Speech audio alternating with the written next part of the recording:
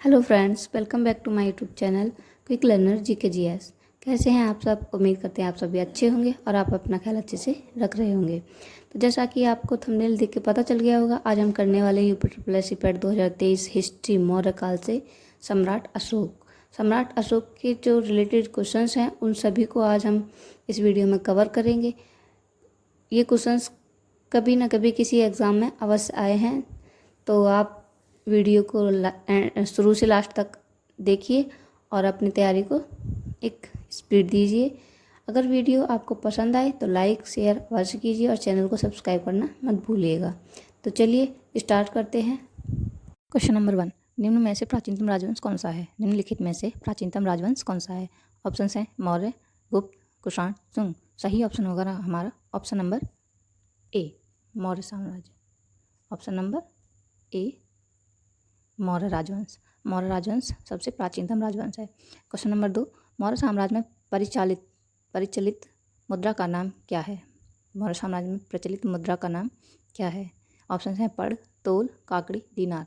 सही ऑप्शन होगा हमारा ऑप्शन नंबर ए, पड़। मौर्य साम्राज्य में पड़ मुद्रा प्रचलित थी। क्वेश्चन नंबर 3, श्रीनगर की स्थापना किस मौर्य शासक ने की थी? श्रीनगर की स्थापना किस मौर्य शासक ने की थी? ऑप्शन हैं बिंदुसार, चंद्रगुप्त मौर्य, अशोक, दशरथ। अशोक या दशरथ। तो सही ऑप्शन होगा हमारा option number B, Chandragupta Maurya. B, option number B, Chandragupta Maurya. Question number 4, किसकी तुलना मैकियावेली के प्रिंस से की गई है? किसकी तुलना मैकियावेली के प्रिंस से की गई है? ऑप्शन हैं कौटिल्य का अर्थशास्त्र। ऑप्शन नंबर बी, कालिदास का मालविकाग्निमित्रम। वात्स्यायन का कामसूत्र, तिरुवेल्लोर का तिरुकुरल। सही ऑप्शन होगा हमारे पास कौटिल्य का अर्थशास्त्र। Option number A, option number ए सही होगा कौटिल्य का अर्थशास्त्र। क्वेश्चन नंबर 5, वह व्यक्ति जिसे देवान प्रियादसी के नाम से भी जाना जाता है। देवान प्रियादसी के नाम से किसे जाना जाता है? गौतम बुद्ध को, मौर्य सम्राट अशोक को, चंद्रगुप्त मौर्य को या स्वामी महावीर को। तो सही ऑप्शन होगा हमारा ऑप्शन नंबर बी, सम्राट अशोक को, मौर्य सम्राट अशोक को। क्वेश्चन नंबर 6, कलिंग विजय के उपरांत अशोक महान ने कौन सा धर्म अंगीकार किया? कलिंग विजय के उपरांत अशोक महान ने कौन सा धर्म अंगीकार किया? ऑप्शन हैं हिंदू धर्म, जैन धर्म, बौद्ध धर्म, सिख धर्म। तो सही ऑप्शन होगा हमारा ऑप्शन नंबर सी, बौद्ध धर्म। ऑप्शन नंबर सी, बौद्ध धर्म। क्वेश्चन नंबर 7, कौन सा क्षेत्र अशोक के साम्राज्य में नहीं था? कौन सा क्षेत्र अशोक के साम्राज्य में नहीं था? ऑप्शन हैं बिहार, श्रीलंका, अफगानिस्तान, कलिंग। तो सही ऑप्शन होगा हमारा option number B, Sri Lanka. Sri Lanka Ashok के साम्राज्य में नहीं था। क्वेश्चन नंबर 8, पाटलिपुत्र को सर्वप्रथम किस शासक ने अपनी राजधानी बनाया? पाटलिपुत्र को सर्वप्रथम किस शासक ने अपनी राजधानी बनाया? चंद्रगुप्त मौर्य, चंद्रगुप्त विक्रमादित्य, अशोक, कनिष्क। सही ऑप्शन होगा हमारा ऑप्शन नंबर ए, चंद्रगुप्त मौर्य। ऑप्शन नंबर ए, चंद्रगुप्त मौर्य। क्वेश्चन नंबर 9, निम्न में से अशोक का उत्तराधिकारी कौन था? निम्न में से अशोक का उत्तराधिकारी कौन था? ऑप्शन हैं कुणाल, राहुल, बिंदुसार या फिर इनमें से कोई नहीं। तो सही ऑप्शन होगा हमारा ऑप्शन नंबर ए, कुणाल। कुणाल अशोक का उत्तराधिकारी था।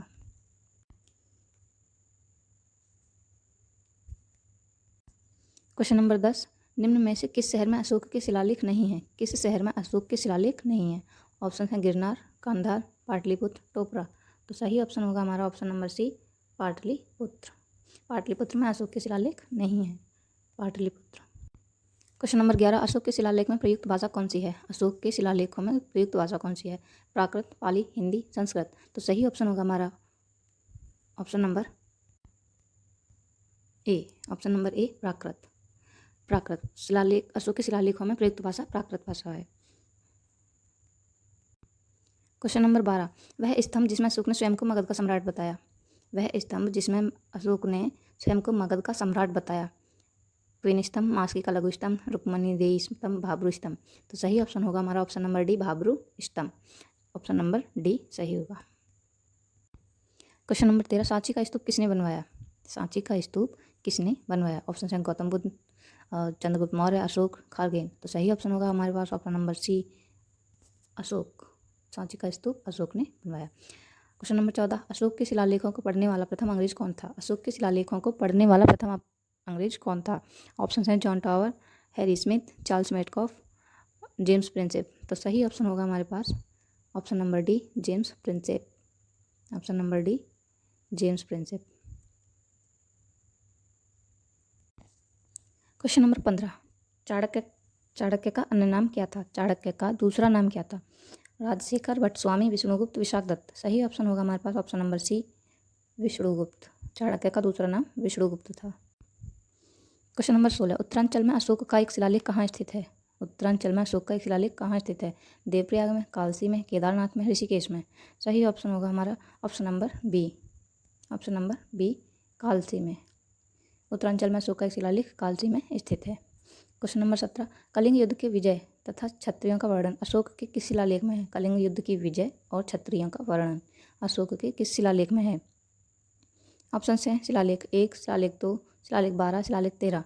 तो सही ऑप्शन होगा हमारा option number D, option number D, शिलालेख 13। शिलालेख 13 में कलिंग युद्ध की विजय तथा क्षत्रियों का वर्णन किया गया है। Option number D. Question number 18, निम्न में से कौन सा राजा प्राय जनता के संपर्क में रहता था? निम्नलिखित में से कौन सा राजा प्राय जनता के संपर्क में रहता था? ऑप्शन हैं चंद्रगुप्त मौर्य, अशोक, चंद्रगुप्त विक्रमादित्य, बिंदुसार। सही ऑप्शन है हमारा option number B, Ashok. Ashok प्राय जनता के बीच में संपर्क में रहा करता था। क्वेश्चन नंबर 19, अशोक ने 261 ईसा पूर्व में कलिंग को जीतने के बाद क्या किया? कलिंग को जीतने के बाद क्या किया? ऑप्शन से अपने राज्य की सीमा बढ़ाई, विश्व विजय के लिए निकल पड़ा, भारी रक्तपात देखकर युद्ध की नीति को सदा के लिए त्याग दिया, या इनमें से कोई नहीं। तो सही ऑप्शन होगा हमारे पास ऑप्शन नंबर सी, भारी रक्तपात देखकर युद्ध की नीति को सदा के लिए त्याग दिया। भारी रक्तपात देखकर युद्ध की नीति को सदा के लिए त्याग दिया। ऑप्शन नंबर सी सही होगा। क्वेश्चन नंबर 20, अशोक के अधिकतम अभिलेख किस भाषा व लिपि में है? अशोक के अधिकतम अभिलेख किस भाषा व लिपि में है? ऑप्शन है प्राकृत व ब्राह्मी, संस्कृत व ब्राह्मी, पाली व ब्राह्मी, या फिर इनमें से कोई नहीं। तो सही ऑप्शन होगा हमारा ऑप्शन नंबर ए, प्राकृत व ब्राह्मी। ऑप्शन नंबर ए। क्वेश्चन नंबर 21, अशोक के कौन से शिलालेख संगम राज्य के बारे में बताते हैं? अशोक के कौन से शिलालेख संगम राज्य के बारे में बताते हैं? ऑप्शन हैं पहला 10वां, दूसरा एवं 13वां, दूसरा एवं 14वां। तो सही ऑप्शन होगा हमारे पास ऑप्शन नंबर सी, दूसरा एवं 13वां। दूसरे एवं 13वें शिलालेख में संगम राज्य के बारे में बताया गया है। Option number C.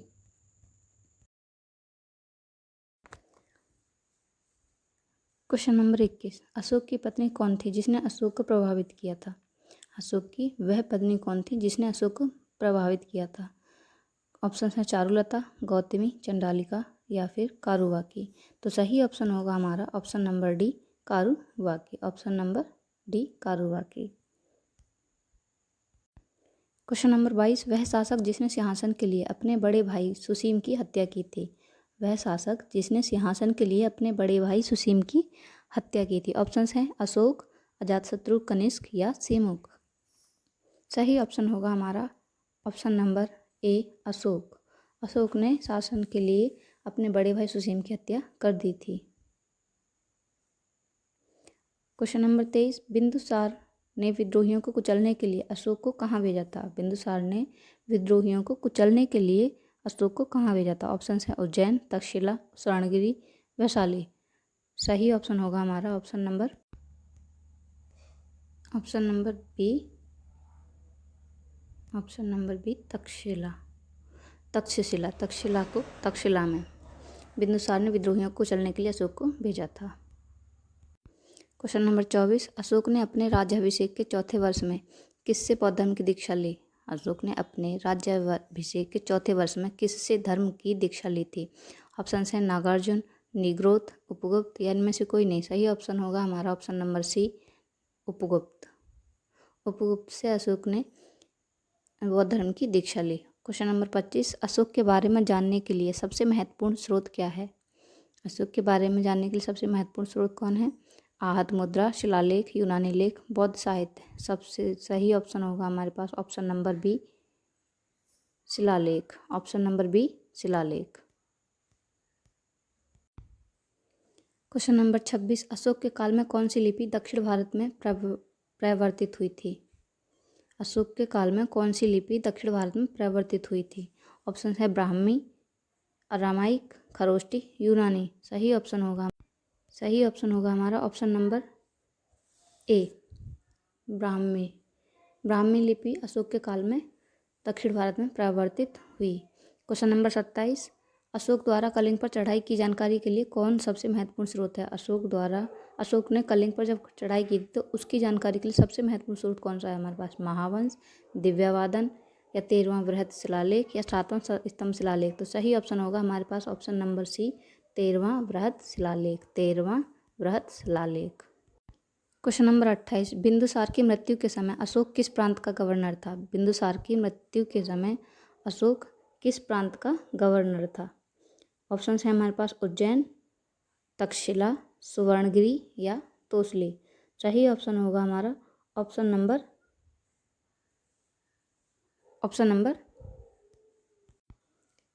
A, Ujjain. Option number A, Ujjain.